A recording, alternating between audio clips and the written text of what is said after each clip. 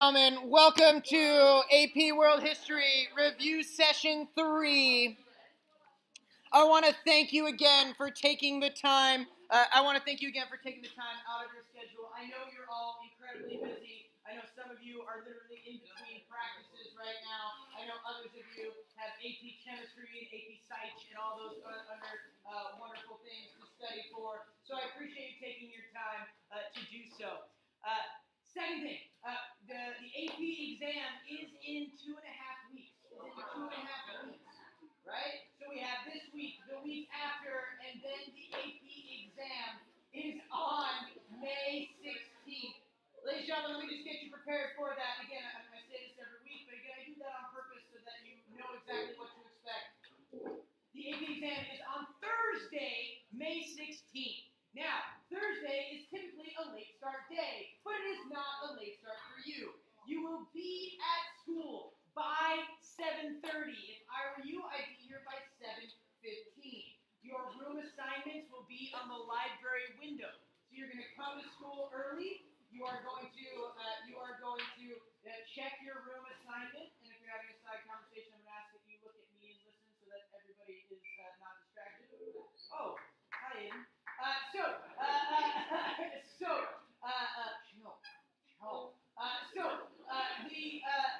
The AP exam will start promptly at 8 a.m. They may have you fill out some of that kind of name, bubble, date, all that kind of stuff beforehand. You want to get there on time. Ladies and gentlemen, the exam is 3.5 hours. And I'm just saying, the sooner you get started, the sooner it ends. So you don't want to start late because then you might go into after lunch. The further you get into that, you're just going to get grumpier and hangrier, and nobody wants a peasant revolt. So we don't want you don't want that. So get there on time. You need to make sure you bring a few things with you. Number one, please bring at least. I keep changing the number. I'm going to just say this again. Bring 3 pencils. 3 number 2 pencils. All of your multiple choice is going to be done in pencil. The College Board grades them in a Scantron form. So make sure you have 3 pencils. Then please also have 2 black pens. They say blue or black. Just use black. It's better. It's darker. But you're going to have to write your essays in pen. Yes, that means you have to learn how to commit. If you make a mistake on your essay, one single black line to whatever you don't want them to read, and then keep going. The College Board knows that you are writing a draft essay. They understand that. So if you have some I think I was the king of cross-outs in my AP US exam. I'm pretty sure I was like, I went nuts. I had so much fun. It was on the economy of the antebellum South. I still remember. Right? The economy of the antebellum South, which was King Cotton, tobacco. Anyway, that is what you need to bring. In addition, I'd like you to bring a water bottle. If you want to be really cool, bring a hydro flask. If you want to be somewhat cool, bring a swell. If you want to be normal like everybody else, just bring a water bottle. So whatever it is, but please have some water. In addition, bring a protein-rich snack. Cheez-Its are wonderful, delicious, and addictive, but they are not necessarily protein-rich. So if you have a Cliff Bar, if you have a granola bar, if you have some nuts, whatever it is that helps you, you may eat that during the break. Yes? I would like a... good question. I would like an Arnold Palmer, half iced tea, half lemonade. I assumed you knew what that was, but just in case you didn't, I wanted to cover my bases. Thank you for communicating with me. The last thing I wanted was to give my phone number to Jake Donahoe. I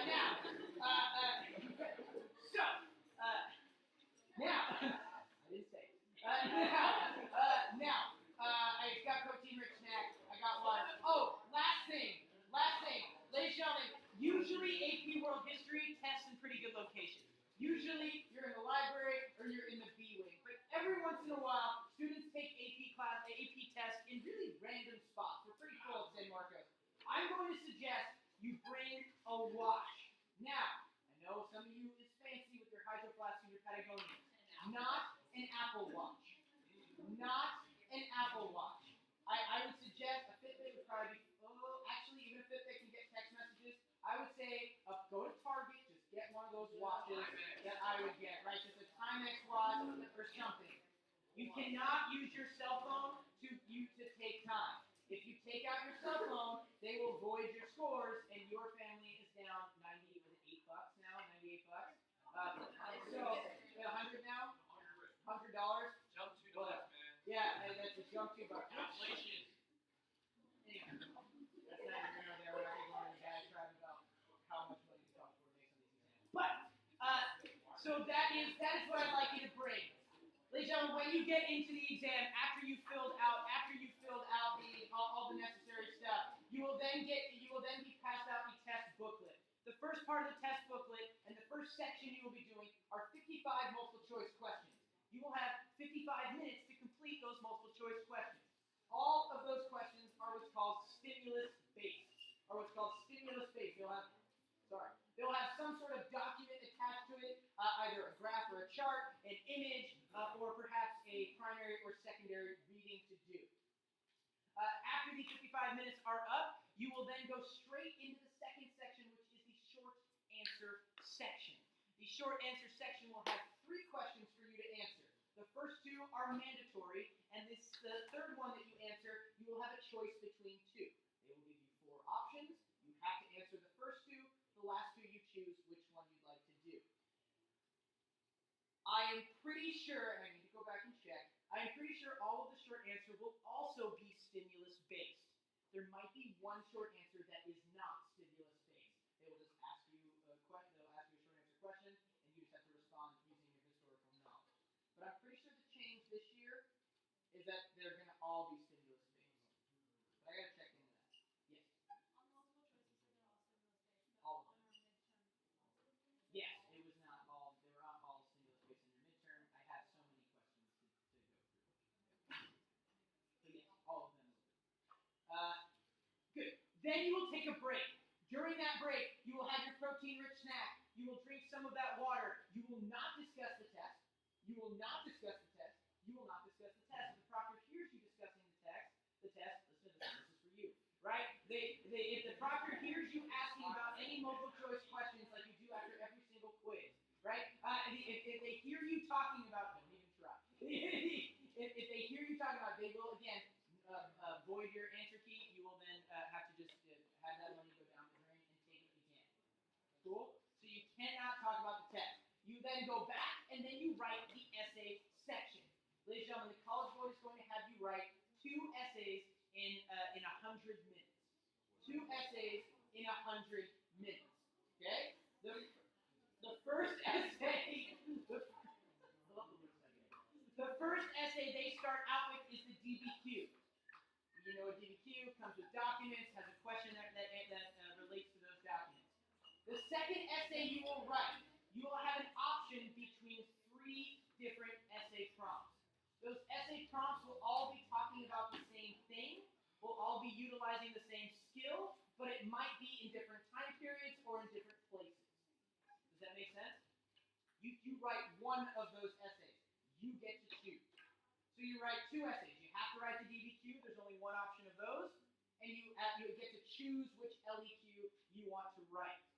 The last point I want to say about that is you do not have to start with the DBQ if you don't want to. If you feel better starting with the LEQ, you just want to get that out of the way, be my guest. If you want to start with the DBQ, be my guest. If I were you, I'd start with the DBQ. Typically, it takes longer. Emma, you had your hand up. I want to make sure I get to your question. I was just gonna say, does it really matter if you're what? Oh, well, we don't have access to the multiple choice after when you're taking the break, right? Right.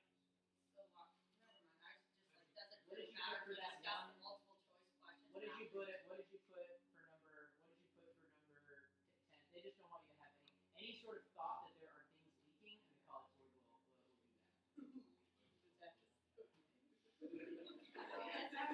Emma, happens every year. Yeah, happens every year. Herod in a minute. Hold on, I want to hear Herod's question.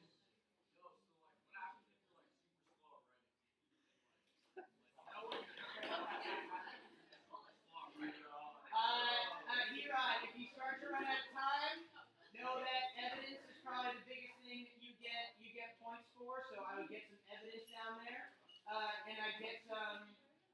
get an analysis synthesis in there so you can get some reasoning. I don't think they're going to give you the reasoning points if you don't write a full essay, though. Because part of reasoning is explaining in an essay form. Just bullet pointing evidence isn't going to do that. Amanda. How much time do you take for about for the DBQ and everything else? 60 minutes for the DBQ, 40 for the LEQ. Which is actually, by the way, a gift, ladies and gentlemen. They're giving you more time on that. It used to be 4 short answers, but they turned it down to 3, and they're giving you more time on the essay section. It used to be that you had to write the DBQ in about 40. You had 45 minutes, no, 50 minutes to write the DBQ. Thank you. I appreciate that. Thank you. Oh, yeah, and my card too. That'd be great. Thanks. Scary when you actually holding your credit card. Jake, did you buy like another Netflix account or something? All right, good. So now, where was I? Yes, I was. Amanda. 60 minutes. 60 minutes is more time than normally get. I think it used to be 50 minutes. That's the amount of time that I'm going to be giving in the class. And 40 minutes for the LEQ.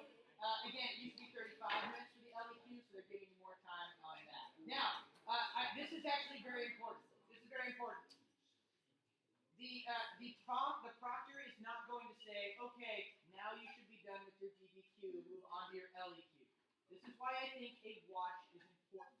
You are responsible for timing yourself. If you spend 80 minutes on the DBQ, you have 20 minutes to write your LEQ.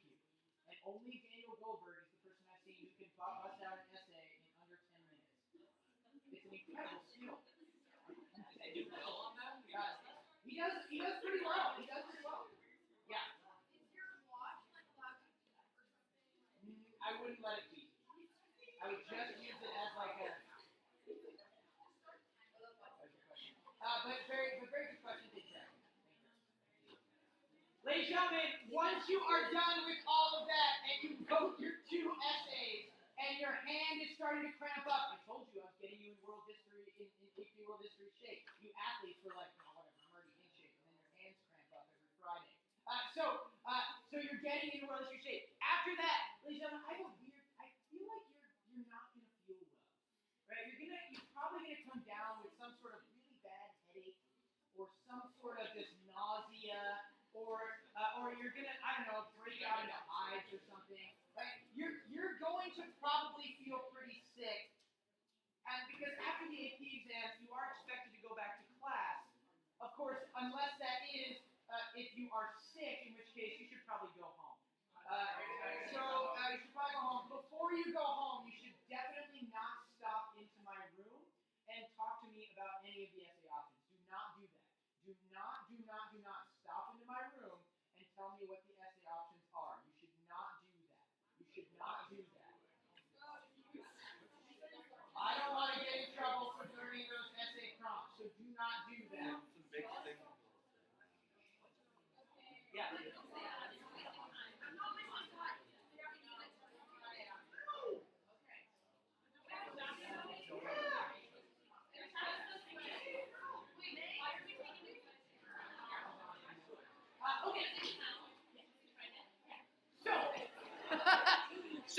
Ladies and gentlemen, that being said, let's go through our multiple choice section here.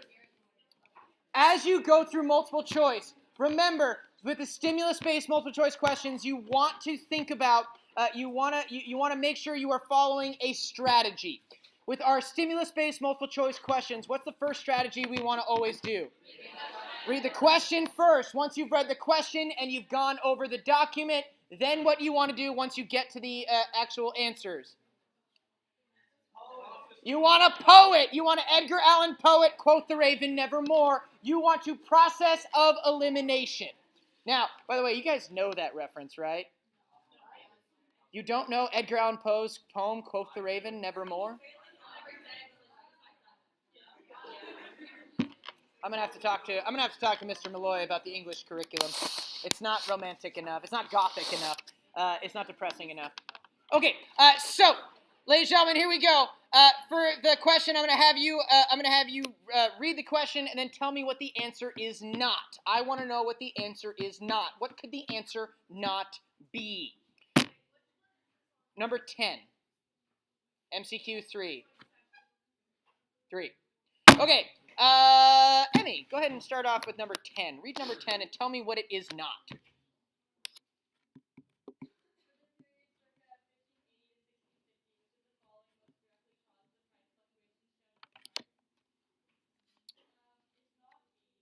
All right, why is it not B?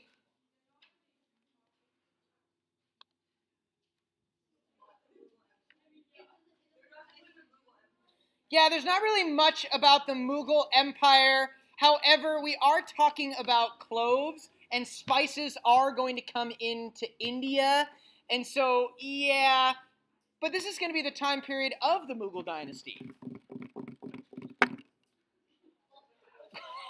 Okay. No, it's fine. So I'm saying it can't be B because the Mughals are not declining. Okay? What else can it not be? First of all, what's the fluctuation we see? So from 1580 to 1650, right, you have a huge spike, and then you have it going down again. And notice circa 1650, we see the Dutch clove trade monopoly begins to be successfully enforced. So, by 1650, what else do we see? Or first of all, what is not the answer? Good. What also cannot be the answer for this one? This one's a tough one. A, why not A? Yeah, and I would say, I mean, the replacement? Are traditional landed elites ever fully being replaced? No, I mean, you still have, I mean, listen, even in England today, there are still lords and ladies, right? We have an Irish heiress living in Montecito, Lady Ridley Tree, right? So she has the formal title of a lady because of a distant relative who passed away in, I think it's Ireland or Scotland. It's one of those things. She's wonderful, by the way. She donates a lot of money to a lot of different charities and organizations like Westmont. Yeah, anyway. Okay, what else can it not be?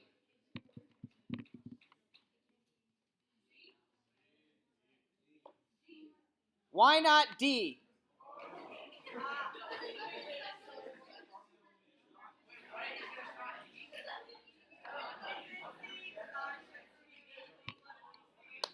I want to know somebody's explanation for why they said it cannot be D. Aiden, let people talk.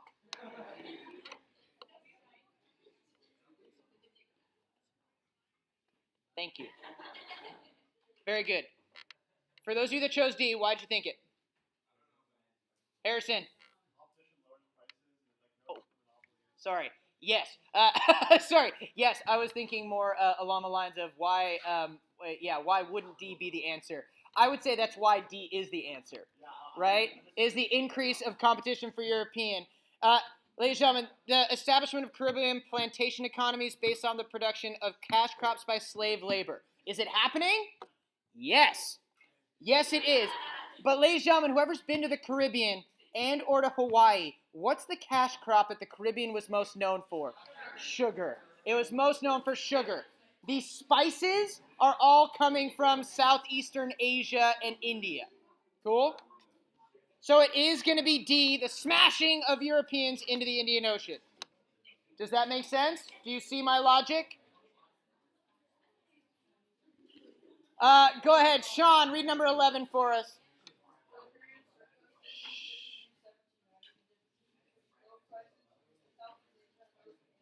Listen.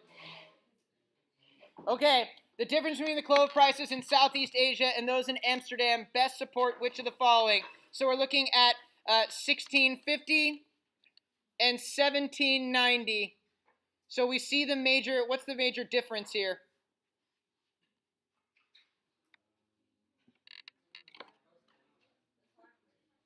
But what's the major difference between, what are they asking in this question? Thank you, Roz, for visually giving me an answer. Roz gave me a visual answer. Ladies and gentlemen, they're not looking for the trend over time. What they are looking for is the difference between prices in Southeast Asia and the difference between the price in Amsterdam. So Let's just look at 1660 here, yeah? Check out the Southeast Asian price. Check out the Amsterdam price. Check out the Southeast Asian price. Check out the Amsterdam price. Check out the Southeast Asian price. Check out the Amsterdam. Ladies and gentlemen, what do you notice between 1790 to the price largely in Southeast Asia? It's low and it stays the same. So the question is asking you, why would the Amsterdam price be fluctuating while the Southeast Asian price is staying the same? Could be. So what do we got? What can it not be?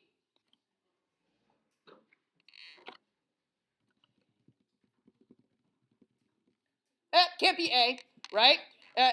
Imperialism economically benefited those Asians who collaborated with the Europeans and harmed those Asians who resisted European control. Yeah. Right? Yeah, I would say, does that happen? Yes. But is this graph telling us that? No. There's an obvious one we should eliminate here. Well, A, we got. Somebody said it? Yeah, B. B. Imperialism led directly to the articulation of anti-colonial ideologies based on Enlightenment principles. Now, ladies and gentlemen, is that true? Yes, but in the latter half of the 19th century and in the 20th century, and not in Europe until the 20th century. So it definitely can't be B. What else can it not be? Why not?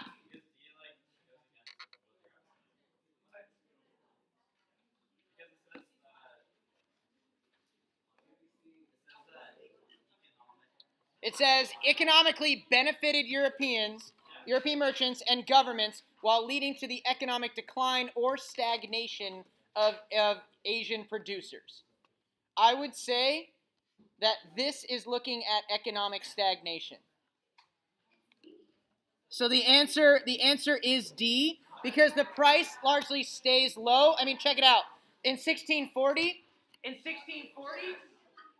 it goes down and it stays down. Does that make sense? Now, if you didn't know what the word stagnation meant, that might be a tricky one. But stagnation is when it stays the same.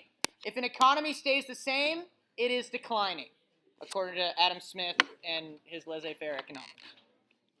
But it can't be C. It is not C. It is D. Ladies and gentlemen, why it can't be C? Resulted in the colonization of areas of no direct economic interest. Europeans are all about their economic interest. They're only going places where it's going to economically benefit them. They're not just going to conquer just to conquer. They'll do that in Africa eventually. Scramble for Africa, delicious. Crack it open and yeah. But that's not necessarily what's happening there. Okay, we're going to do number 12, and then we're going to move on to the next set. Based on the chart and your knowledge of world history, which of the following most directly enabled the Dutch to establish and enforce a monopoly on the Southeast Asian clove trade in the 17th century? Which can it not be? Why not A? Oh no, there were nutritional benefits of the Columbian Exchange. Remember potatoes? Boil them, mash them, put them in a stew. Tomatoes, you put them in everything in Italian food and on my burger. You're going to have, there's going to be nutritional benefits for that. But that's not the reason for Amsterdam having that. What else can it not be?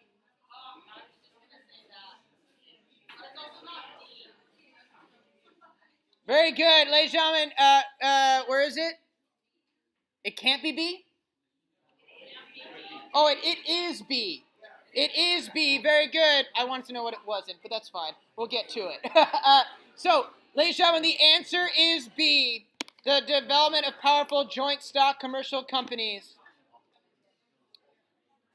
Why can't it be C?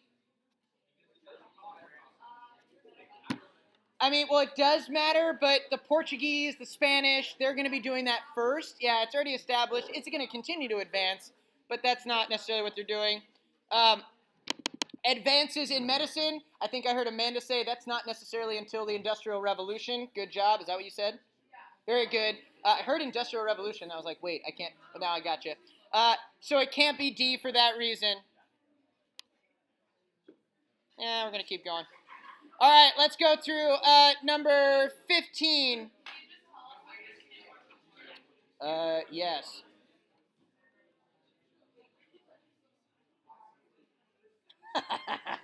Not B.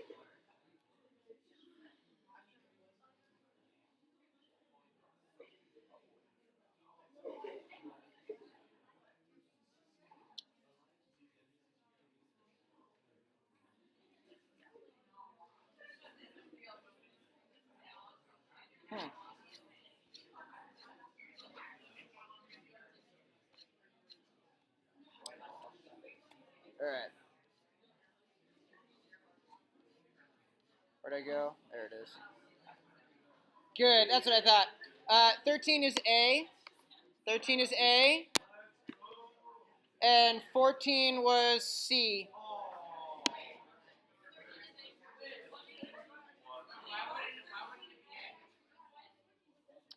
Which of the following best explains why spices such as cloves became a less important component of colonial trade during the 19th century? Because that's fine, but the reason why 14 is not A is a good option, but you got to remember who's buying what. And so you're not seeing Europeans, you're not going to see, essentially, Europeans are still going to be buying natural resources from places like Southeast Asia, and they are going to be the ones producing the manufactured goods. They're not going to buy manufactured goods from Southeast Asia. It is C. Some European states encouraged the migration of large numbers of their citizens overseas, leading to the settler colonies. That's going to be South. That's going to be Australia. That's going to be, yeah. Aiden, I literally just explained why it wasn't A. Oh, okay.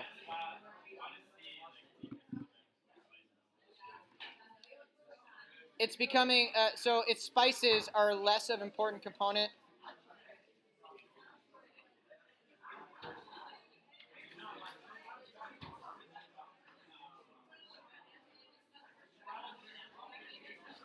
Let me check.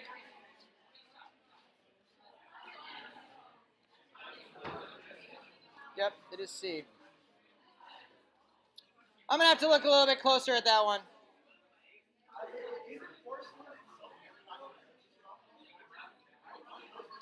Yeah, but porcelain and silk, that's not necessarily going to increase the demand, especially as you're...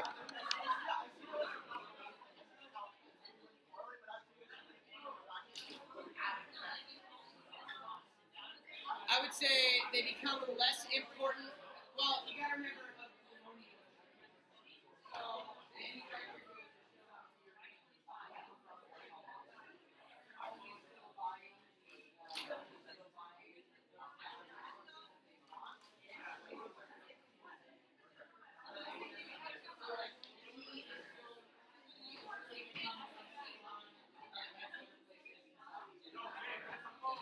All right. I'm going to make the executive decision and move on to our lecture section.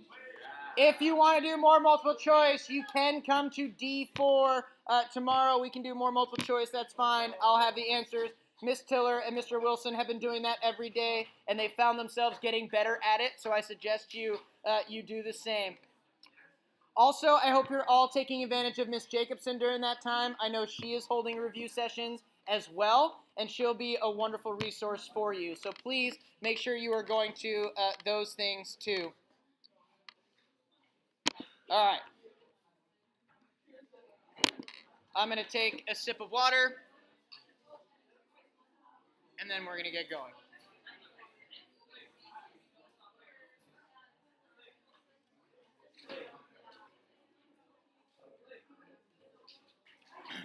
Okay. And attention back here in 5, 4, 3, 2, 1. Ladies and gentlemen, just to give you a little recap of what we've talked about in the last few review sessions.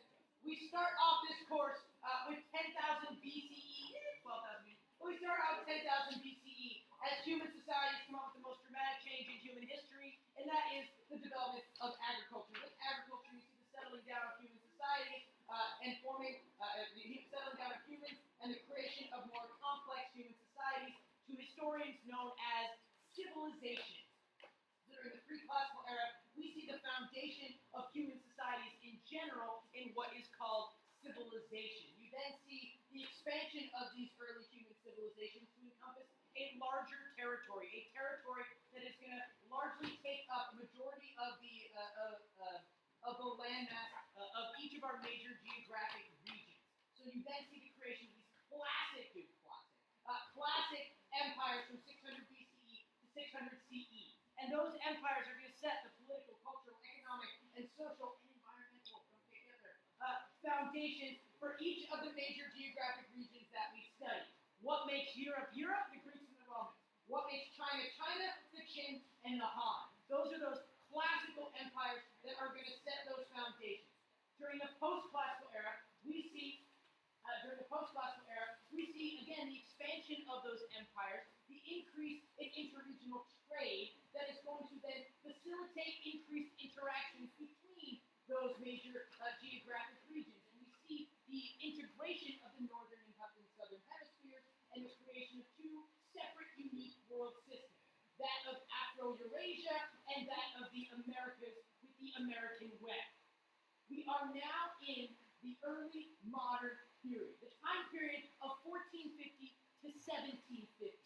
And this, as I have as I have actually shown you with my artistically poignant Prezi, is the development of a single unified world system. Because the theme of the early modern era is globalization, as those two separate world systems now become integrated because of the expansion of empires and because of trade.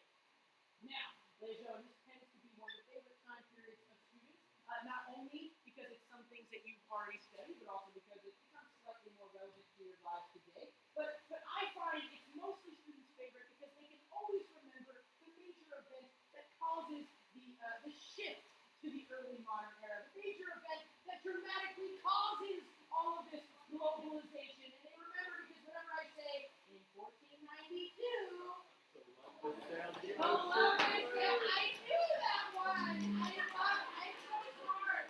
Right, so, exactly, ladies and gentlemen, you see the voyages of Columbus that are going to connect for the first time in history. Well, let me take that out. For the first time in history, the creation of a sustained link between the worlds of Afro-Eurasia and the Americas. So we're going to be looking at that process as it unfolds and the impacts it has. So, ladies and gentlemen, what causes globalization? What causes this shift from hemispheric integration to globalization?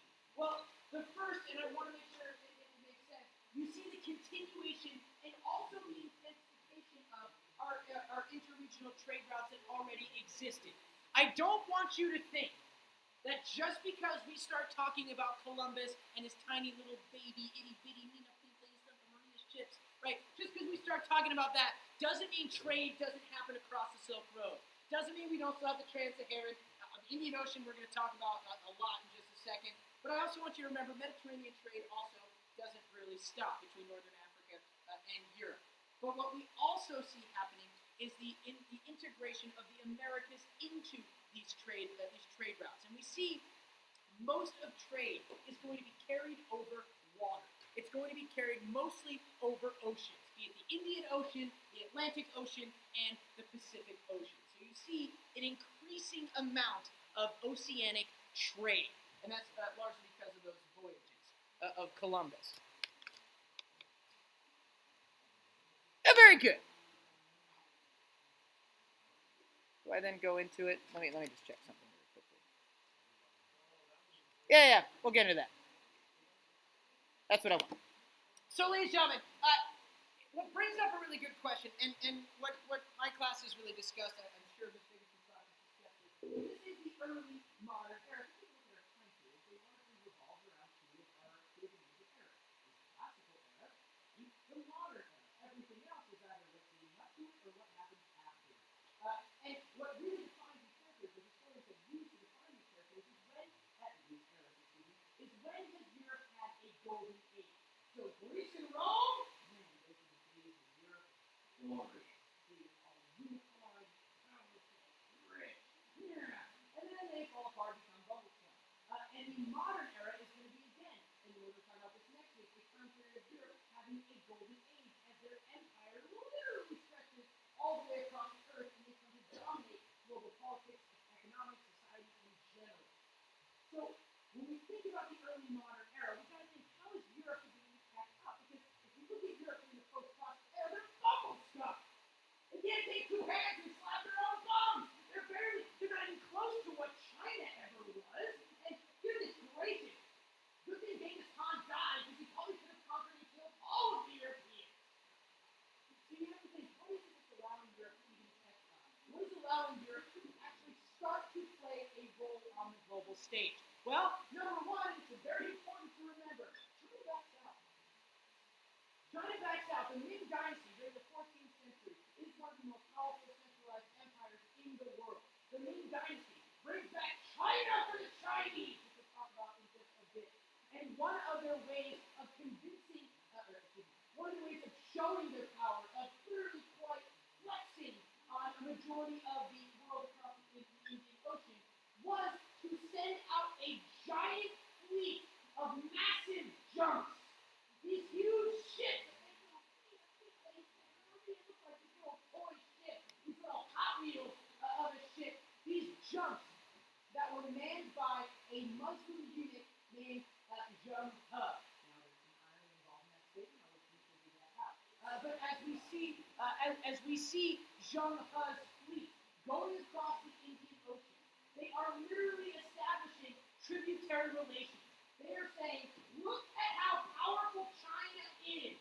Don't you want to respect us? Give us stuff. And they did. They literally came back to China. They brought back rhinoceri. You can see here a Ming painting of a giraffe that was brought to the capital. They had a little zoo there, which is pretty cool. By the way, again, in Columbus's ship, they couldn't fit a giraffe, but on the massive Chinese junks, oh, they certainly could. Look at this. Look at this. Oh, he's so cute, the little Nina y the Pinta, you say the Maria. Oh, it's Vasco da Gama. Whatever. But same idea. But there's the massive Chinese junk in comparison to the European galleon. But ladies and gentlemen, despite the success of Zheng He's voyages, the Ming Dynasty, because they are expensive, because they wanted to focus on their own internal issues, they cut off all Chinese excursions in the Indian Ocean. They say, China for the Chinese. We don't want outsiders here. We're not going to go out. They're even putting laws that restrict foreign trade to just 2 ports. With China retreating, this leaves the Indian Ocean without a major dominant power. Arab, Indian, African traders, yes, but without a major power that is centralized like China. That allows Europe to even have it. In addition, the Europeans also owe their voyages of exploration, the success that they had, to other powers, because during the post-classical era, and because of their connection to the Islamic empire and other places in northern Africa, they were able to adopt many foreign inventions that will help them eventually in shipping endeavors. Number one, I don't have it up there. Number one is the compass. The compass is an invention from China. Number two, you also have the astrolabe from Arabic sailors. Number three, you also have the development of the lateen sail mixed with the square sail on the European galleon.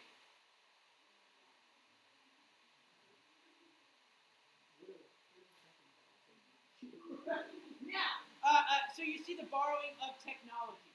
In addition, and this is one of those really interesting arguments for why Europe, why this specific time period. And during this time period, and by the 15th century, those European fragmented states have become solidified. During the post-classical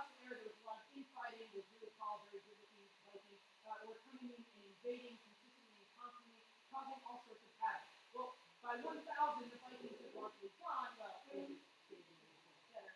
But the Vikings were largely gone, and you see other invasions kind of stopping, and you see monarchs able to centralize their authority.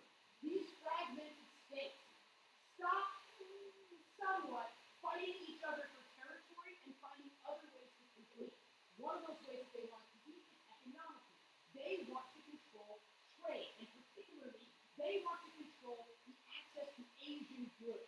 Silk, porcelain, spices as well. Tea is going to be a big one. So they want to have control over those things. And that's competition, which is causing these states to become innovative in some way. And we're going to talk about, actually, I should talk about that right now. The competition, yeah, I'll come back to it. The competition, ladies and gentlemen, is largely seen in how this thing even gets started. How do these voyages of exploration start? Voyages of exploration are going to start with the itty-bitty little coastal country of Portugal. And the Portuguese are going to, the one Portuguese man in specific, which is Prince Henry the Navigator, is going to set up a navigational school. He's going to teach sailors how to implement this new technology that they're borrowing from Asia and how to start to use that in order to understand and sail further and further away from Asia. And from Asia, what am I saying? From Europe, further and further away from Europe. They're going to start by sailing along the coast of Africa. Sailing along the coast of Africa. If you'd rather just hang out with your friends, I suggest you just go home now. Because your time's not going to be, time's wasted, other people's time's wasted, people keep moving away so that you don't focus, so let's make sure we focus. Cool? Okay. So, the Portuguese are going to begin to sailing across the coast of Africa. The ocean's a scary place. So they always want to keep land, at least in sight, so that they don't get too far off. Eventually, the Portuguese are going to round the tip of Africa. Thank you, Bartolomeo Diaz. And then eventually get all the way into India. Thank you, Vasco da Gama. And you see the Portuguese smashing their way into the Indian Ocean. Now, they're smashing their way into the Indian Ocean because sure, they can sail, and sure, they've got lateen. Yeah, well, wonderful. But they also have cannons. And they're the only people in the Indian Ocean that have cannons. And if you had to fight a ship with or without cannons, you want to make sure you're fighting the one without cannons. And so the Europeans are going to begin to have an increased influence. The Portuguese are going to start that. The Portuguese are going to set up this little trading post empire all across, just really setting up forts along the coast in order to create trade relationships. The Spanish are going to look at the Portuguese and say, hey, and they're going to start to say, wait a minute, we can't let these little pipsqueaks outdo us. We were the Reconquista country. Come on! And so they start to become the patrons of voyages of exploration as well. It is the Spanish who are going to have that little pipsqueak of an Italian, Christopher Columbus, and they're going to pay him to then eventually try to find a different route. The Spanish are going to not only continue to go to the Indian Ocean, conquer the Philippines, why they're called Philippines, because of King Philip, Philippines, so they're also going to go across the Atlantic. They are going to accidentally rediscover the Americas, and they're going to set up maritime empires there. As the Spanish and the Portuguese get invested, well, it's not like the French and the English are just going to let the Spanish and the Portuguese get all the fun. So they start their own voyages of exploration. And as much of South America was already claimed by the Spanish and the Portuguese and delineated by the Pope in the delicious Treaty of Tordesillas, but you also see the French and the English focusing on North America, and most famously Henry Hudson River is named after, tried to find a northern route, then he gets stuck in Hudson Bay, and then his crew leaves him for dead. So you see again the search for a route to Asia. You see this competition as you start to see more and more countries entering into the game. In addition, Europe also had a special political relationship with their merchants. During the post-classical era, as Europe is developing its feudal society, cities and urban burghers or bourgeois, or bourgeois or city folk are going to have a special kind of place within the social hierarchy because they're not landowners and they're not peasants. There's something in between. They're craftspeople, they're merchants, they're business people, and these kings, as they're centralizing their authority, are realizing that they are a key method of gaining some sort of finance. And so they're going to have a special relationship with these cities. They're going to allow merchants to skip out on taxes. They're going to allow merchants to have their own special laws that are exempt from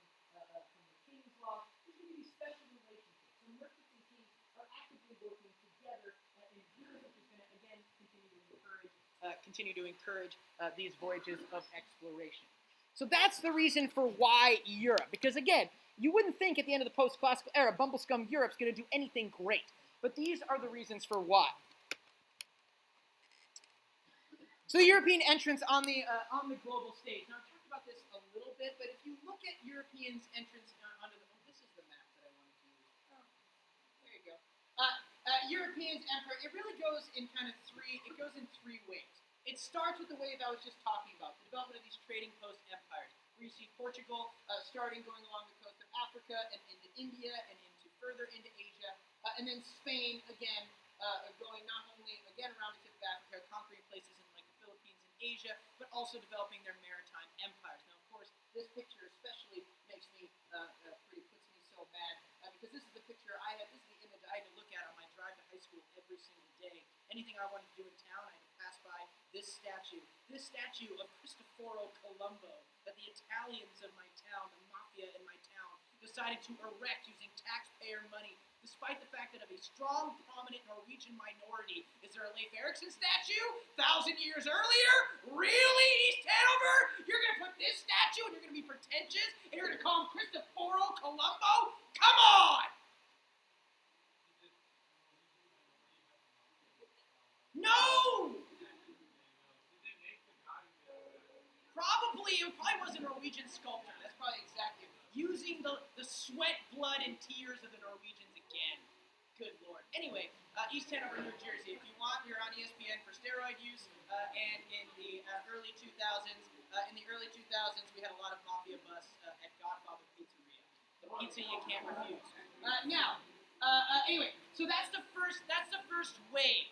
As you see other countries, as you see the decline of Portugal, who honestly just can't keep up. They're too small. They don't have the treasury. They don't have the military in order to compete with other countries like Spain, France, and the Netherlands. So they're going to start to decline. They fight a war with the Omani, and they win, but it costs so much that they wind up losing in the end. The Spanish are eventually going to have their loss in power, especially as they gain a lot of silver from the Americas, which makes them rich, and then crashes their economy, and then they wind up falling, and then the English just beat the tar out of them in the Battle for the Spanish Armada, which is always fun, and Miss Coleman will tell you all about it. So you then see at the end, Katie will help her, in the end, you see the joint stock companies becoming the new kind of players on the stage. Now, these joint stock companies are going to be from England and are going to be from the Netherlands. These joint stock companies, you know them from Pirates of the Caribbean because they're the bad guys. They're the British East India Company, and you guessed it, the Dutch East India Company. These East India Companies are a new type of economic venture. Ladies and gentlemen, shipping things across the ocean is a dangerous endeavor for a couple of reasons. Number one, and I'm sorry, I never do a good job of doing this. This is the age of pirating. This is literally the age of piracy. Piracy plays a huge role in politics and geopolitical endeavors during this time, and I never spend a lot of time on it, largely because the College Board doesn't really spend a lot of time on it either. But piracy is a huge one. Number two, it's just dangerous, because at any point in time, there can be a storm in the ocean and all of your goods can sink. If you are a single business owner and you own 3 ships that are circulating in and out of the Indian Ocean, and you lose one of those ships, that's a third of your wealth. That is very risky. A lot of profits there, but that's very risky. But what if you had multiple business partners that pooled all of your resources together to buy a bigger fleet and share in the risk? That's what a joint stock company is. These companies that became absolutely massive because they allowed people, private individuals, to invest in their company for a share of the profits. That's what the stock exchange is today. These large companies became so powerful, they were also granted monopolies by the kings and queens, or by the Netherlands Republic. They were given sole control over the trade in spices, particularly, but also the trade in the Indian Ocean, which not only gave them incredible access to wealth, but also incredible access to influence as well. It is these joint stock companies that are not only going to conquer places the Dutch are as they conquer but also are going to start making what are called inroads. That's one of the College Board loves that term. I don't know why. Inroads. But they begin to make inroads into places like India. And I want you to understand, as the British begin to colonize India, it is a private company that is doing it. That would be like Apple or Google taking over the United States as a private company. Yes, I know, Colin, they already have. Amazon rules the world. Right? Huh? They are state backed, that's true. Hey Alexa, I'm just kidding. That's Amazon. Either way. That Harrison Ford commercial at the Super Bowl, that was the best one. The dogs ordering dog food. That was hands down the best commercial. Anyway, ladies and gentlemen, each of these things are going to be fueled by the ideology in Europe called mercantilism. Now, I don't want to spend a lot of time on mercantilism, but it does designate European economic philosophy, and it is going to be a shift as we get into the modern era as we start to look at capitalism. So, ladies and gentlemen, pay attention, pay attention. Mercantilism. Mercantilism is the belief that the amount of wealth in the world is fixed. There is a fixed amount of wealth in the world. And when you think about that, the only way to gain your wealth is to take away wealth from somebody else. Hopefully this will get the word saved the world. So, ladies and gentlemen, if the world has a finite amount of wealth, that's not a good pie chart disrupt at all.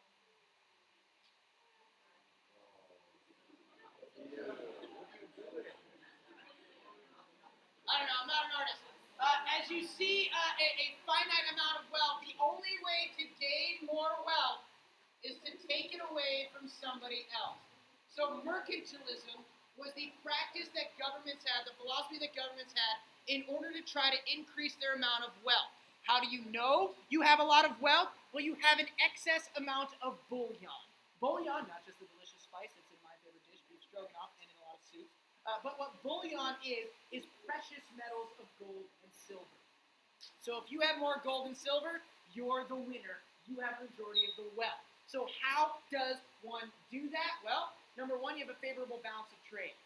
You export more than you export more than you import. You sell more than you buy. That's a very important life lesson. If you buy more than you make in an income, that's called debt. You don't want that. Living big. Credit cards are fun until you have to pay them back. And then that's when the mafia comes for you and breaks your knees. So a favorable balance of trade, that's one of the things that you want. Number two, you want to have access to colonies, because what colonies are going to do is give you all the food and raw materials and gold and silver that you need, and if you can take more of that territory, you can get more of the wealth. Does that make sense? Now, that's essentially mercantilism. I think I have a different slide on some of the other effects of mercantilism, but we'll get there. Of course, ladies and gentlemen, probably the biggest impact of this connection between the Americas and Europe is an event called the Columbian Exchange. Now, I admit, I did not spend a whole lot of time in this in our class, but I do want to make sure that these events a little bit, do it a little bit here. So, ladies and gentlemen, the Columbian Exchange is literally the exchange of people, goods, and of diseases across the Atlantic from Europe and the Americas. Now, it's not just going to be Europe. Africa is going to be included in that. So is Asia, because they're all going to be benefiting from that. So the first thing that I want to say is diseases are spread. Of course, we know that the Atlantic and the Pacific Oceans created a massive natural barrier for people from Afro-Eurasia and the Americas, which means that people in the Americas were not immune to any of the diseases that the Afro-Eurasians were. Remember, one of the biggest differences of the agricultural revolution in the Americas was the fact that the Americas did not have any beasts of burden. Remember, you can't strap a plow to a guinea pig. So they didn't have any beasts of burden. And so without living close to beasts of burden like Eurasians did, there were less diseases. Because that's how humans got diseases, because their pets pooped and peed and all that kind of fun stuff. Right next to them, and then they started coughing. So you see the spread of smallpox, the measles. Get vaccinated. And the flu. And ladies and gentlemen, this is a staggering statistic. and it is one that I want to highlight. I don't ask that I don't ask that you know a lot of statistics, but I do ask that you understand 90% of Native Americans were killed by diseases after Columbus's voyages. So a lot of people ask, should we? And Miss Jacobson's class, you guys do a really good job of this. Focus. Miss Jacobson's class, you do a really good job of this because you actually argue whether or not Columbus was a hero or a villain, and that's a wonderful argument to do. If I was a good teacher, I would do that, but I'm not. And so, did Columbus intentionally do this? Yes, maybe. Some Europeans did. In order to conquer the Americas, especially in South America, you do see soldiers giving disease blankets to Native Americans in order to spread that disease. So that was slightly intentional. Is it all intentional? No, not necessarily. Now, the Americas do get to slap people back because they are also responsible. They are also responsible for giving the Europeans STIs. Wow, Perry. STIs back. Europeans, and then they came. You guys know health class.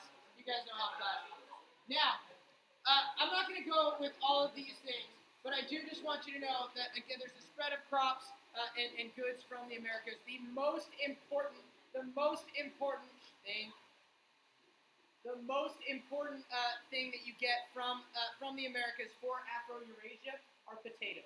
Potatoes, a calorie-rich food that is going to be easy to grow. It grows in many conditions, and it's going to become a staple in a lot of places' diets. Tomatoes, we've already talked about a little bit there. The Americas, what are they going to gain? Nothing other than bald eagles is more American than the American stallion. But horses were not in the Americas until they were brought over by the Europeans. So you can also see beasts of burden being brought. Also very important and also amber waves of grain. We didn't have wheat. America didn't have wheat until the Europeans did. And of course, we already talked about this a little bit, but sugar is also there. Ladies and gentlemen, this is what a small baby child with measles looks like. Yeah, this is why you get vaccinated, so this kid doesn't have to have that face. So get vaccinated and vaccinate your children.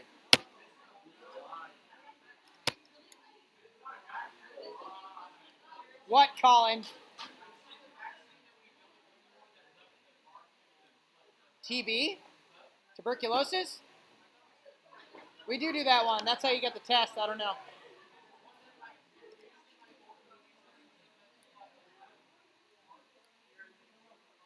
I don't know. All right. So, ladies and gentlemen, we looked at some of the environmental effects. Let's look at the cultural effects.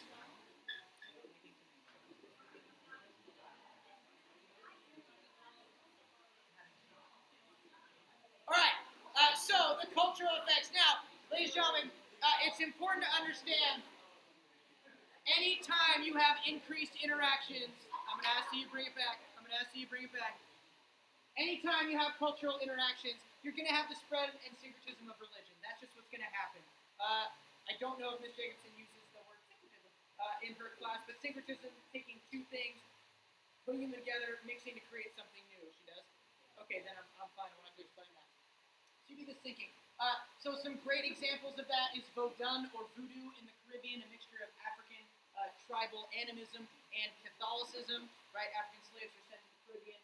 They then mix Catholicism that the Europeans forced them to believe in with their own traditions. Thus, Princess and the Frog comes.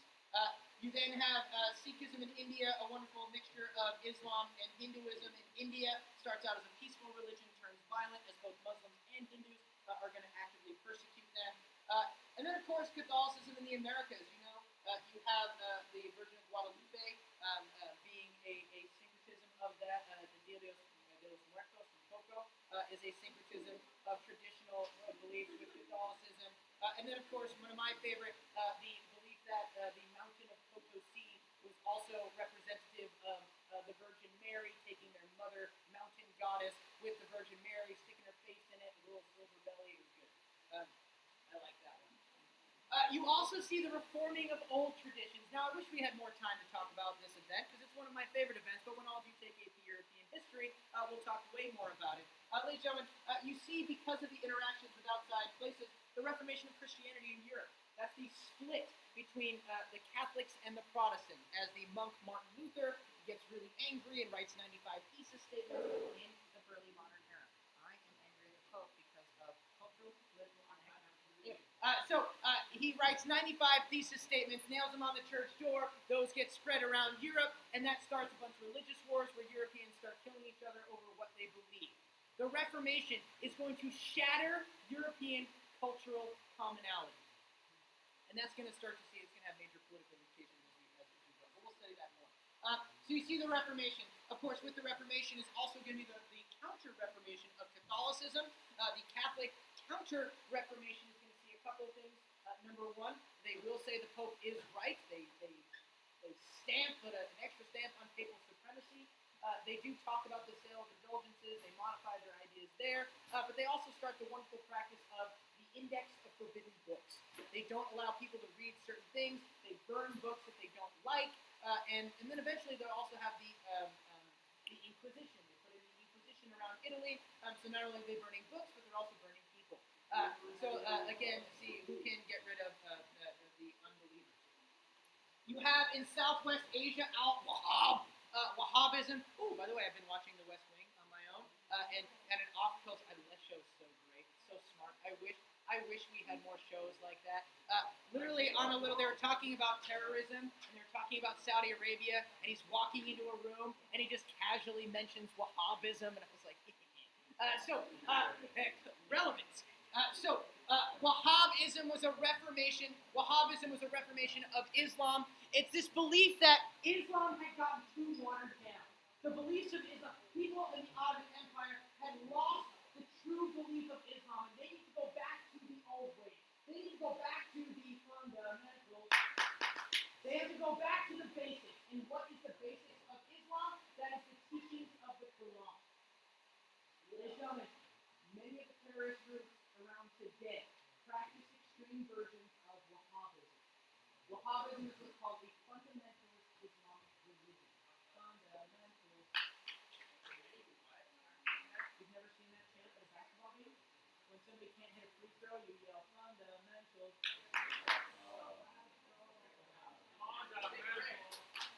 If Gabe misses a shot for free, and he's sitting on the free throw line, and nobody's guarding him, he's getting all the time to run, as many of you like, as many of the pauses that he gets, if he can't make that shot, you yell fundamental. Go back to elementary school and learn the basics.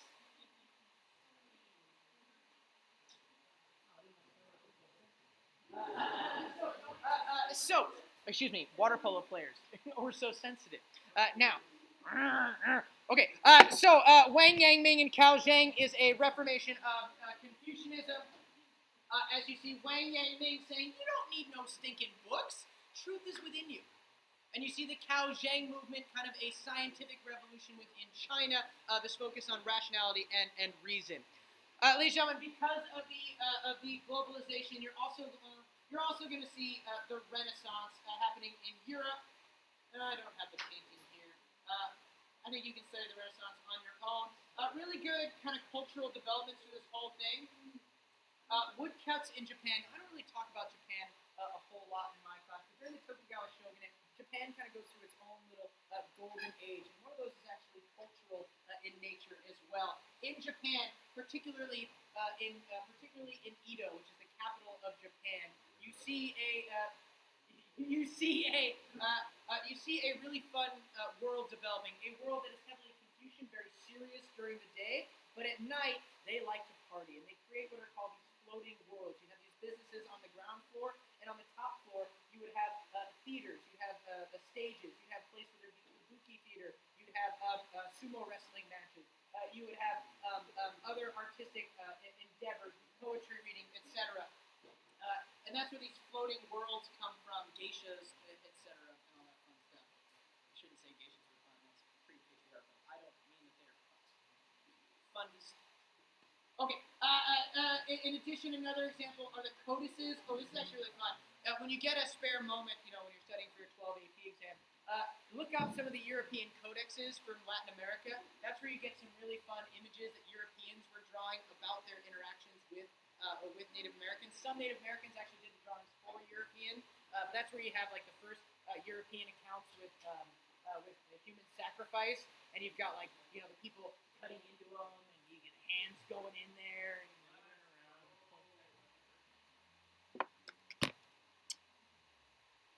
social organization. So, ladies and gentlemen, there are some social practices that are also going to change. Because of the interactions, the global interactions that are occurring. Number one, you see overall an increased demand for everything. You're going to see an increased demand for food. You're going to see an increased demand for finished kind of manufactured products. But you see increase in demand. So what does that increased demand equal? Well, number one, and probably most important, I want you to know, despite all these changes, peasant labor is still the backbone of the world. Farming is still the backbone of the world. And especially peasant labor is going to intensify as you start to see these things like cash crops developing, things like cotton and silk. You're also going to see the plantation economies growing as well. Now, plantations, large farms that are going to be worked on by slaves. Where do Europeans get that from? Well, they get that from Muslims during the post-classical era. They learn about that in the north as the Portuguese conquered some islands in the northern part of Africa. They learn about plantation economies from the Muslims. They took their land from, and that's where you see, especially cash crops of sugar. And when I went on my honeymoon, it was incredible how much of the Dominican Republic was just covered in sugar. You also are going to see an increase in coerced labor. And a couple of examples here. The most obvious, I don't know why it's not on there, it should be, is the Atlantic slave trade.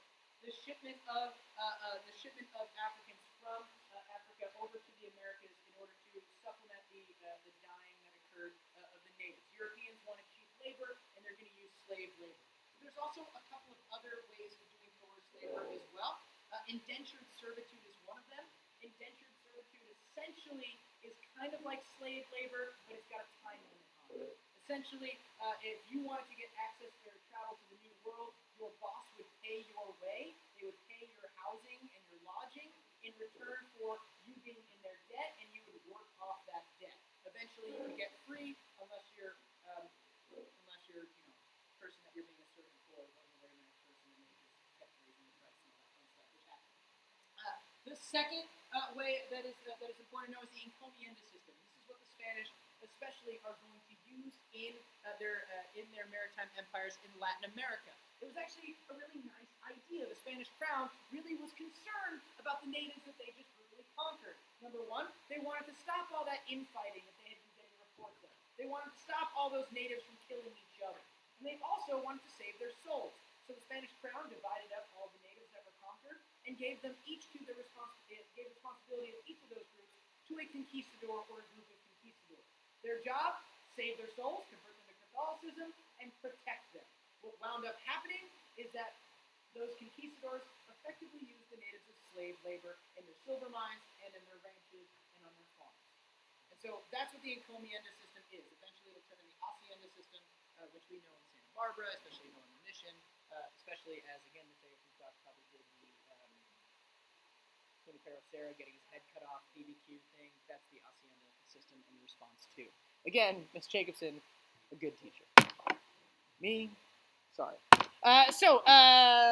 New political and economic elites are also going to grow. Again, as interactions are increasing, as populations are booming, you see a need for the increase in for bureaucracies. And so one example of that is the use of the Manchus during the Ming Dynasty. During the Qing Dynasty. That makes sense. During the Qing Dynasty, as the Manchus come down and conquer into Ming China, create the Qing Dynasty, and they rule over as a group of elites. You also see a new political system in the Americas for the Spanish, called the Casta system. I have a Casta painting, which was essentially a social organization based off of the amount of Spanish blood that you had. If you were from Spain and Spanish, and you lived in Latin America, then you were on top, you were Peninsulares. If you had children, and your children were born in the Americas, they are automatically second-class citizens, they are Mongols. If you if you then, any of your children have any sort of mixings with the natives or with slaves, they would then become mestizos, or their children would become mestizos or mulattoes. And then, of course, if there are any natives, they're on the bottom, and then the slaves would be on the very, very bottom. That would be the casta system, made famous by these casta paintings that are really fascinating to look at, and there's a couple of them in your textbook. But of course, you also see the continuation of traditional elites. In Japan, you still see the daimyo, while their role does change. And while the daimyo, some daimyo are actually going to lose their prestige, the daimyo in Japan are going to be like the nobility in Europe. And the nobility in Europe also maintains its authority because you have what's called the ancien, or the old regime, with the nobility on top, the knights in the middle class bourgeois burghers kind of somewhere off in the distance, and then a majority of people are peasants. Oh, good. I was waiting till we get this. Oh, good. And we're almost there. Ladies and gentlemen, you also have the development of new empires. Now, there's two types of empires. I've been mentioning them as we've been going through. The first type that we've talked about are maritime empires. Why? Well, because they're over the ocean. And it's mostly Spain and Portugal, and then a couple in Spain, France, and England and the Dutch in North America and in Asia. But these empires are going to be from Europe and in places outside, mostly conquered and controlled overseas. And then you also have the expansion of our land-based empires, these empires that have already been around and that are going to continue to expand. The Ming and Qing dynasty are going to effectively conquer all of what modern-day China is, including into Central Asia. You're going to see the Mughal dynasty in South Asia, as you see some Turkish, again, another group of Turkish invaders coming in from the northeast and setting up an Islamic dynasty within northern India. Just because I don't really ever talk about it, it's important. The Mughal dynasty conquers northern India. Southern India remains independent. That's just something we don't really ever talk about, but southern India does remain independent. Those are the Hindu princes at the bottom, the Rajas, otherwise known as. So there. In Southwest Asia, you have two Islamic empires that developed, the Ottoman and the Safavid. Ladies and gentlemen, there's not really much you need to know about the Safavid. I'm sorry. They're an important dynasty. They are what modern-day Iran is. But the really important thing I want you to know is they were the only Shia Islamic dynasty in this time period. They are Shia. Everybody else is Sunni. The Safavid are the Shia. I don't know the date off the top of my head, but I'm going to go with 15th century. 16th century. And that's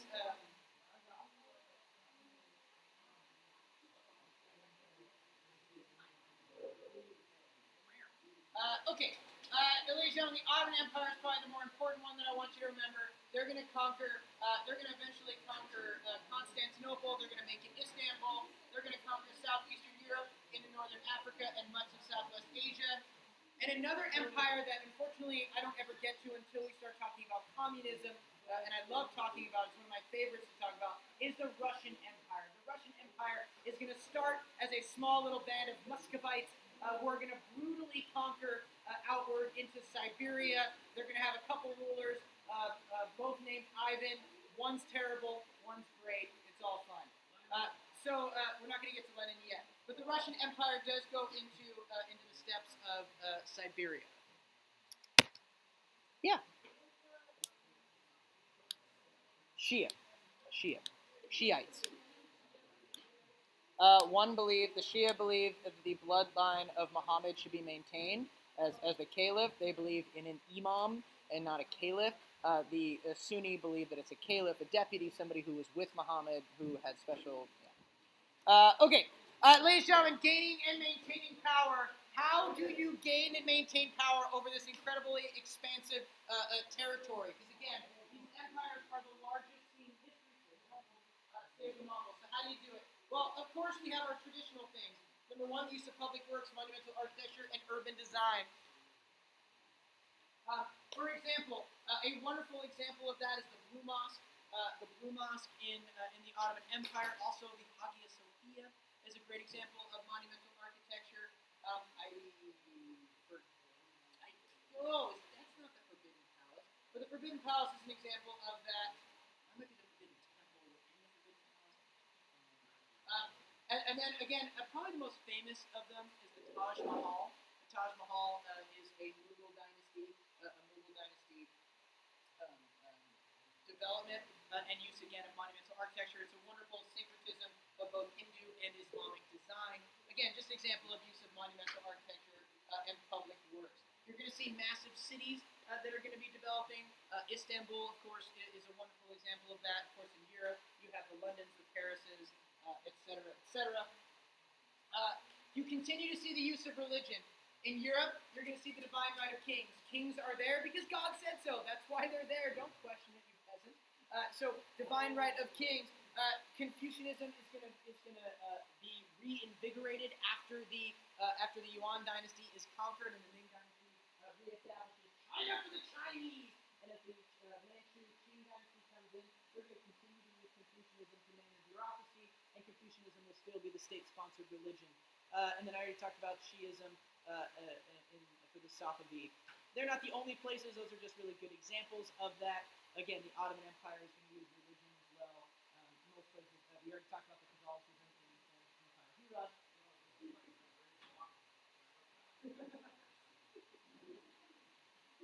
Treatment of others. Probably the most important thing that you can get is with these global empires comes incredible diversity. With this incredible diversity is how do you treat those others? How do you treat those others that you are conquering? And there's a variety of different strategies. Some empires are going to be a lot harsher and stricter and less tolerant. Others are going to be fairly tolerant. And the honest truth is that's going to change as time goes on. And we'll talk about that with Akbar. There we go. One example of doing that is giving a certain level of autonomy while still maintaining distant political rule. An example is the Court of Colonial Affairs in China, as they set up a whole section of their bureaucracy to deal with those distant lands in Central Asia, which essentially said, as long as you pay us taxes, we're okay with you doing you. Perry, the world conqueror that she is loving this lesson.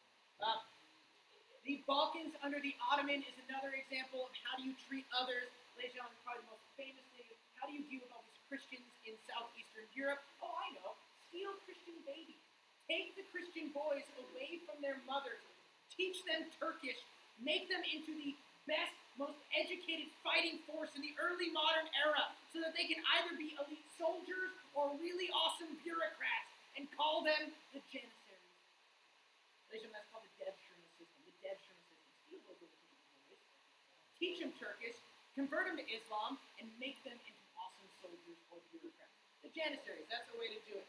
And then, of course, you also see a great example with that with the Mughal dynasty. Again, a small Muslim minority ruling over a Hindu majority. You know, one of India's biggest struggles has always been its unparalleled cultural diversity. And so, how do these Muslims do it? Well, Akbar has a great example of how to do that. Because Akbar is going to create what's called the divine faith. Oh, we're Muslims, we're Hindus, we can't get along. I'll create a new faith. Because, of course, a prominent Islamic saying is, Allahu Akbar, God is great, but it also could mean, Akbar is God? Yeah.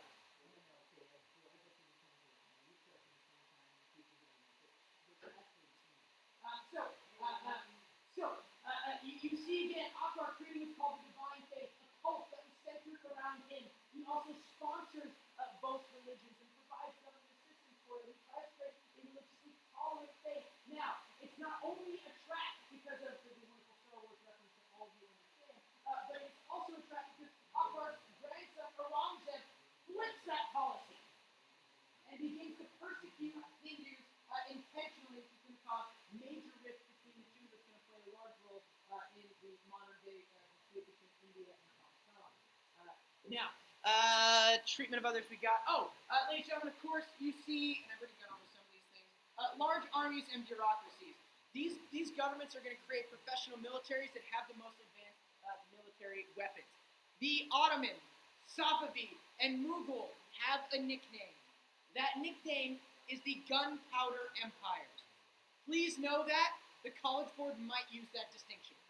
They might call them the Gunpowder Empires. The Ottoman, Safavid, and Mughal. They are the gunpowder empire. No. Ottoman, Mughal, Safavid. So gunpowder is going to be the major thing. We talk about the detriment system. Ladies and gentlemen, in Tokugawa, Japan, it's the samurai that are going to be the military elite. Although in Tokugawa, Japan, the samurai are actually largely beginning to become wussies. It's actually really fun. The samurai stop being needed, and so they stop fighting and they start writing poetry. It's adorable. The old samurai of the post-classical era would have spat on the samurai of the Tokugawa Empire. Last but certainly not least, you do see rivalries and rebellions.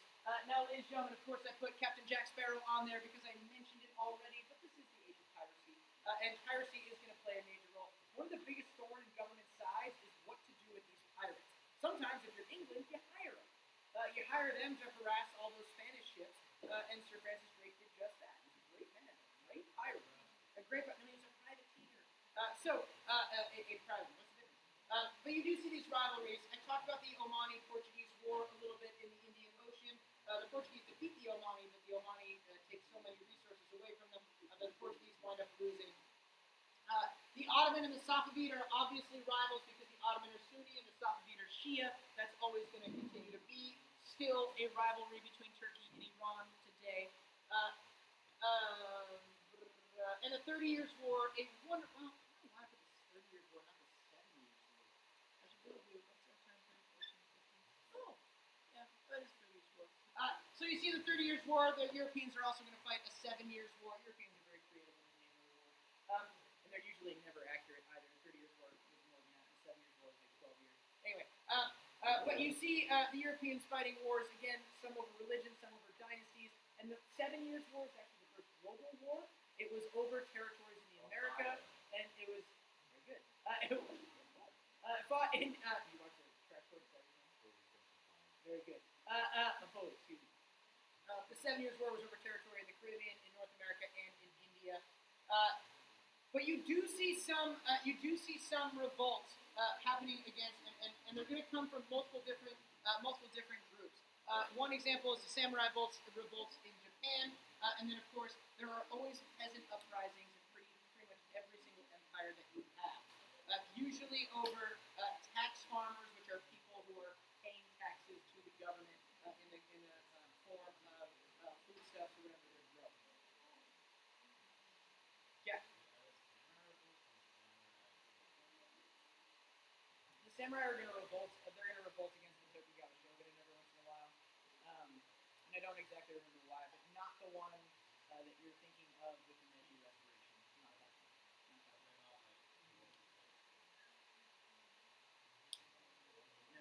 Samurai do revolt. All right. I'm going to take a minute to drink some water. That was our last slide for that one, and then I'm going to put up a wonderful essay question. So if you need to stretch your legs for a minute, go ahead and do so.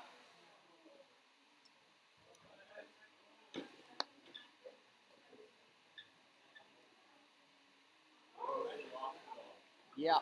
I kind of maybe remembered at 4:30 to put the notes in, but that was too late, so I just shared them again. I have a reminder on my phone now, though, so I'm not going to forget again.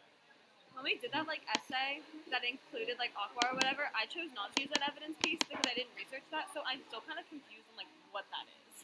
So I never actually did my own research on it because it's hitting groups. So what's the whole Aqua religion thing? So it's I understand he created an encompassing religion. Oh, yeah. He creates what's called the divine cult. And the divine cult essentially was a way of being tolerant, of promoting tolerance for both Hindus and Muslims. Instead of favoring one, you favor neither, and make himself and the state the center of all these rituals. And at the same time, promoting and sponsoring Hindu temples and Muslim mosques, and going and being kind and tolerant, taking away the jizya, and allowing Hindus to have religious freedom. But then what's the whole backfiring? His grandson reverses the policy. How would you reverse the policy? You then reinstate the jizya and you actively persecute Hindus and so establish. promoting Islam. Promoting Islam. Got it. And that's the wrong Zeb. I did my notes and like sort of completely forgot about the Apex, so it's okay if I turn it in tonight. I did my notes like Saturday, and I usually do them like on Sunday. And I still Yes, forgot but I about want you to. Yes, it will be late though. it. Okay. What do you do about that? I don't know. Okay. At this point, I don't know. This is like my first late one. Just, That's okay. I just wouldn't worry about it. It's a few points off. It's not going to kill you.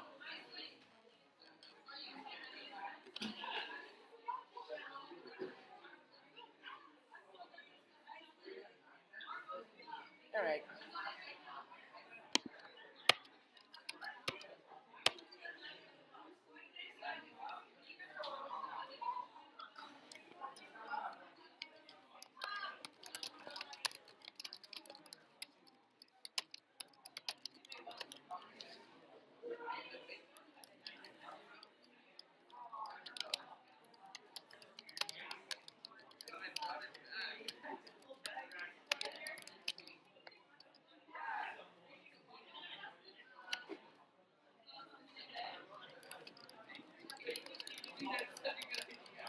I'm gonna roll out. Time to do some 18 rolls though.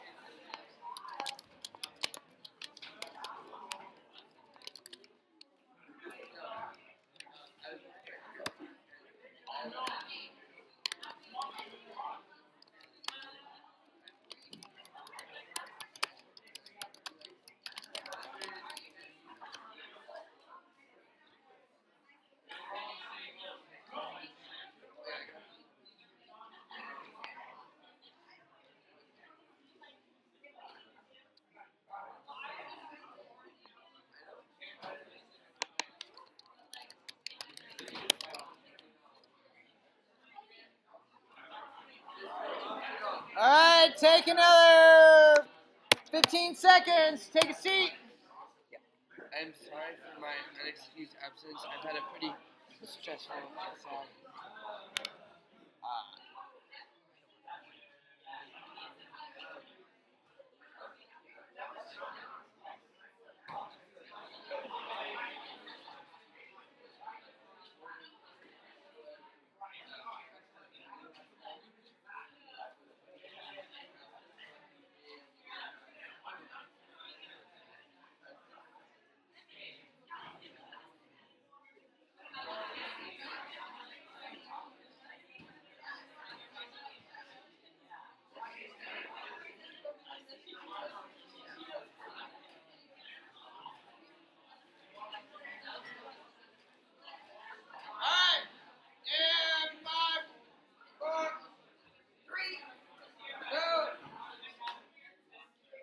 One, and here we go.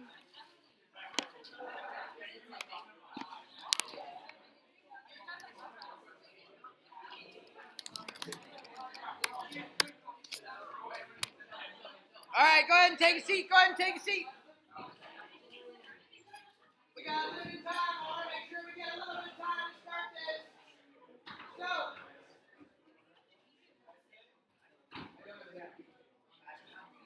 Alright, so, ladies and gentlemen, here we go. I have put up a prompt on the screen.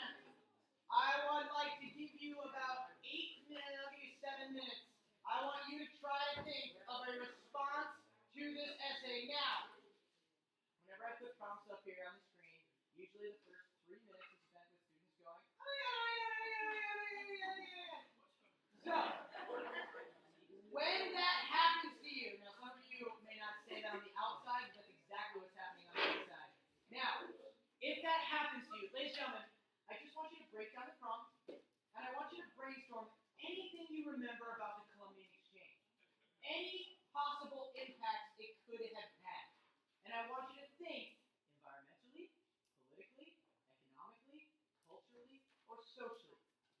So think about how that could have impacted any of these places.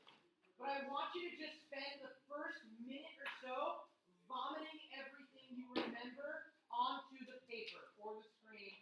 Not literally vomiting.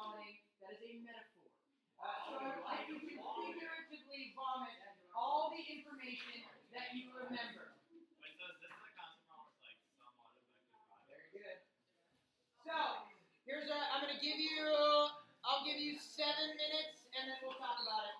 Ready? Go.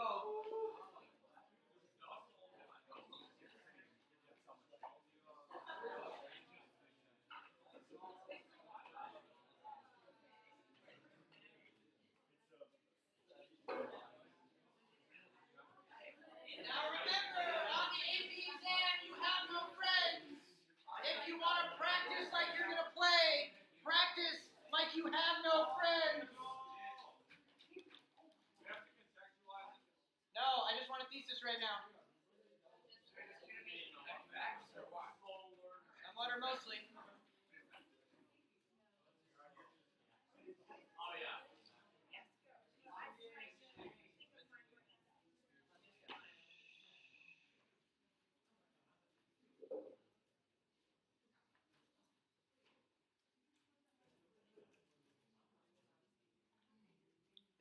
Think.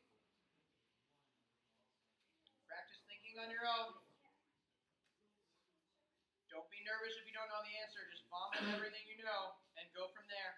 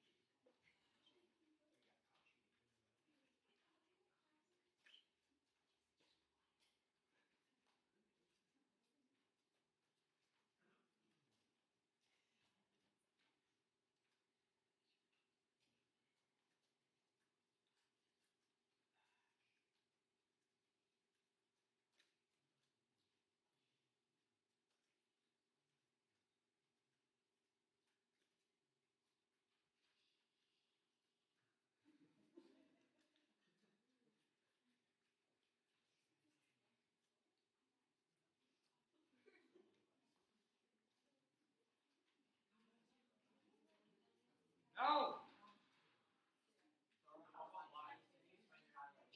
Right.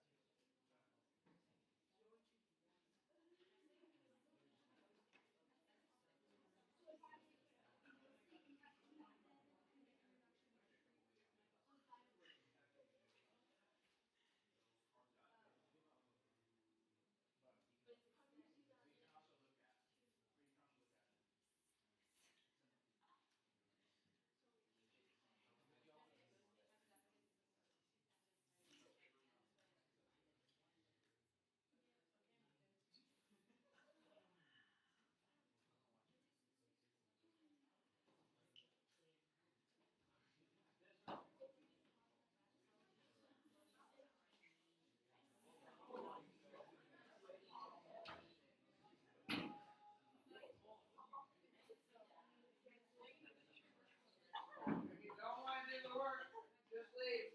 I'm not going to take it personally. You go home. It's your time.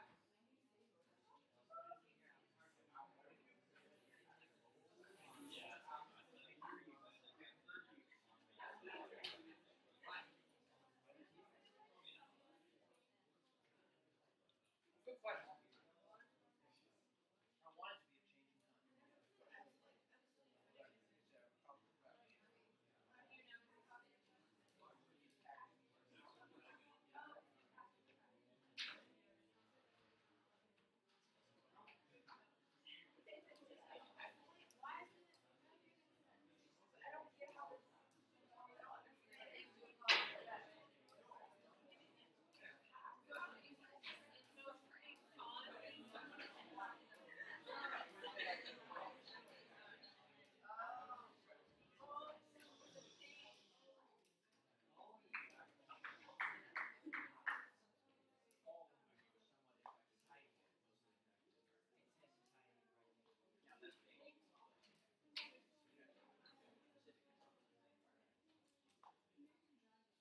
those hands up, or you just stretching? Okay. You're locked and tired. All right, go my way.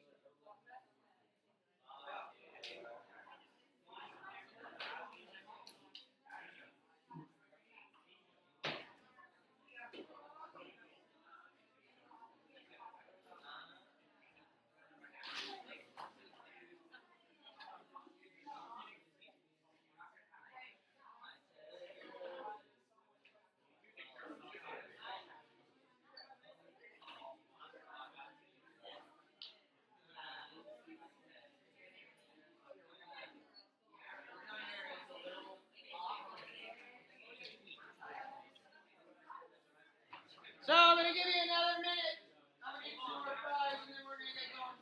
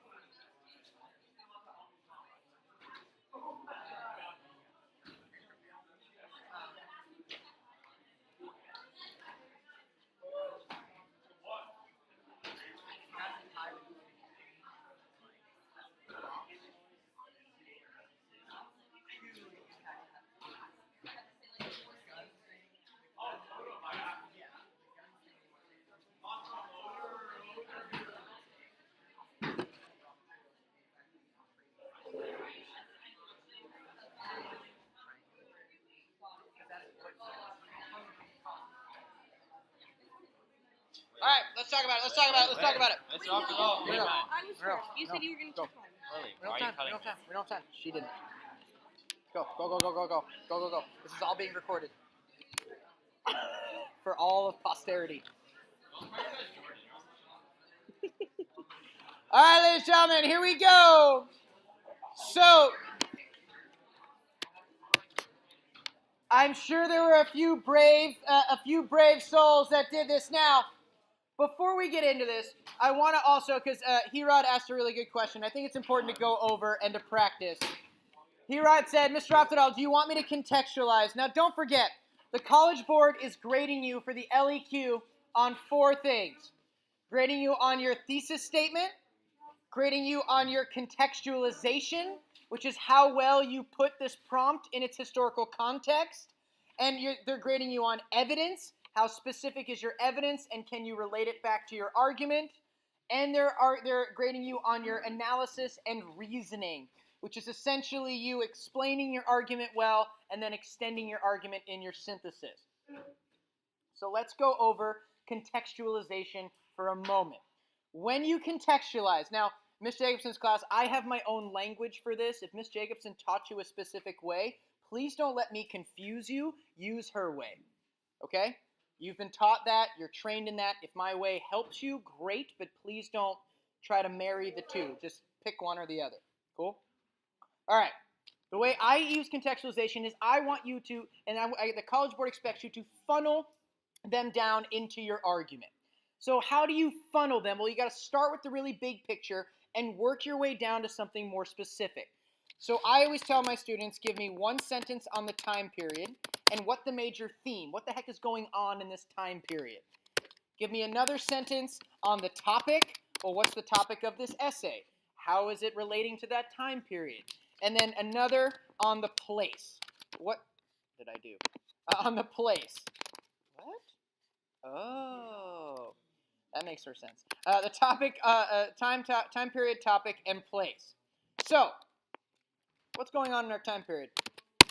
Very good. Globalization is the theme. So the early modern era saw the integration of the two separate world systems of the Americas and Afro-Eurasia. Due to what? Yeah, due to the European maritime voyages, right? Columbus sails the ocean blue. Yay! You can even give Columbus credit, even though I'd rather you give Leif Erikson credit. The two separate worlds in the African-Eurasian. So this process of globalization caused the first sustained link between these two places in history, or ever in history. This is contextualization. And then you go into your topic. So the topic of this essay is what? The Columbian Exchange. So you want to then lead into you have to define what the Columbian Exchange is. As a result, Europeans and the Americas traded goods, people, and diseases across the Atlantic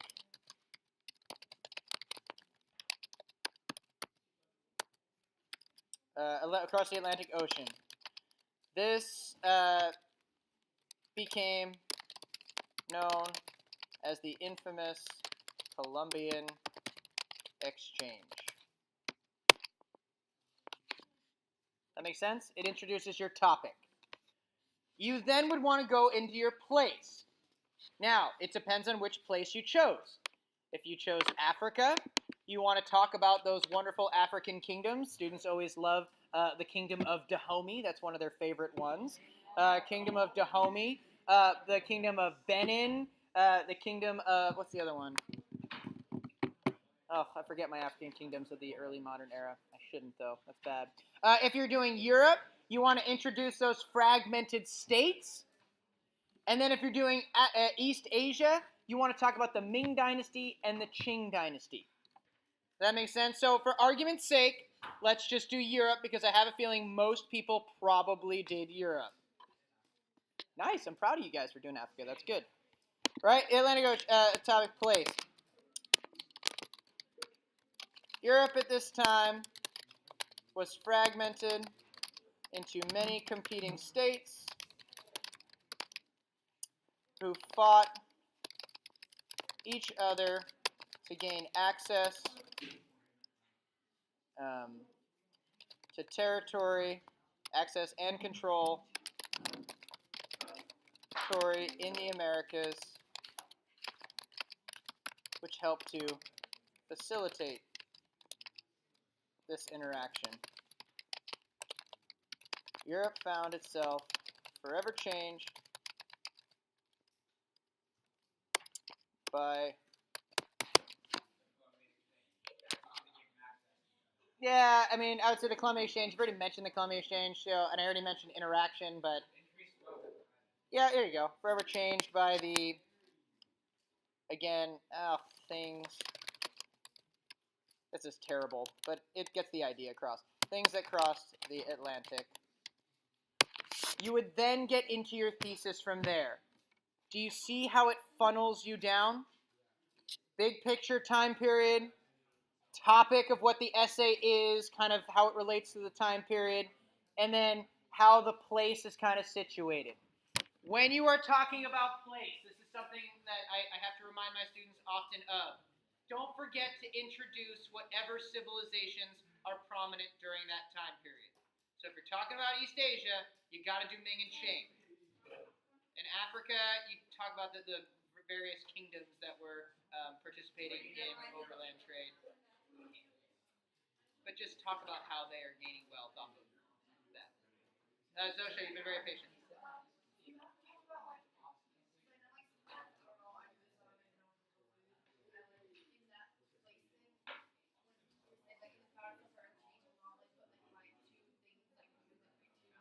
You can say that for the thesis. I don't mind that you do it if it makes you feel comfortable and you just naturally do it. Don't worry about it. Yep. Great. So, ladies and gentlemen, in general, what does the Columbian Exchange mostly impact places with? Yeah, I would say if you're gonna do, I would go with probably food. That's gonna increase population. So you're gonna see new food products that changes the diet. No matter if you're in Africa, no matter if you're in East Asia or in Europe, the potato is going to become a major part of the diet. Yes? You know, I would say you could do diseases if you wanted to do syphilis, but it'd be hard to find other STIs to talk about there. But that would be an option. You could also, so ladies and gentlemen, then the question is, wait, if it's not environmentally, if it's not crops, if it's not population, if it's not diseases, what else can get impacted? I would say the politics and why. Listen. Sure, you could talk about, especially if you're doing Europe, like this is Europe's way of gaining a lot of wealth and access to that. If you're East Asia, I go with population boom means a larger bureaucracy. You see how I finagled that a little bit? Right? Finagle means I molded and modified it. I'm trying to use a word that's not going to be I fiddled with it. That's the term there.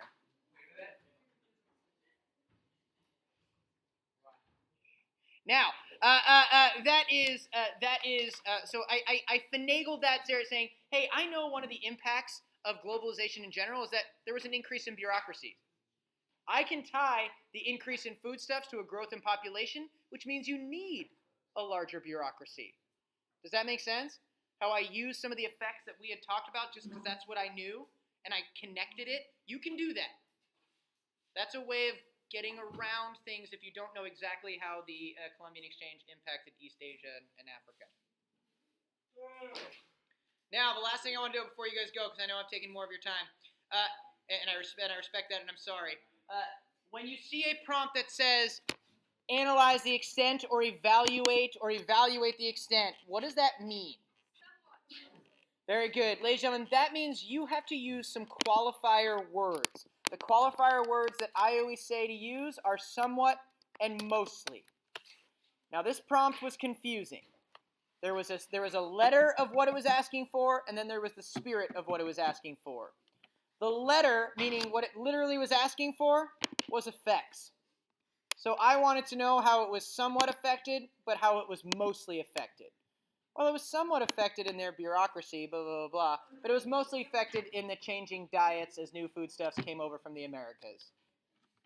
Now, what I really wanted you to get at, and I didn't know how to word it, was I really wanted you to know how much it changed these societies. So if you had talked about it somewhat continues in this, but mostly changes, or mostly continues, but somewhat changes, that's fine. But anytime you see the word extent, or if you just see the word evaluate, you got to use some sort of qualifying words, either somewhat or mostly. That's what I'm going to leave you with. Thank you very much. You are all wonderful.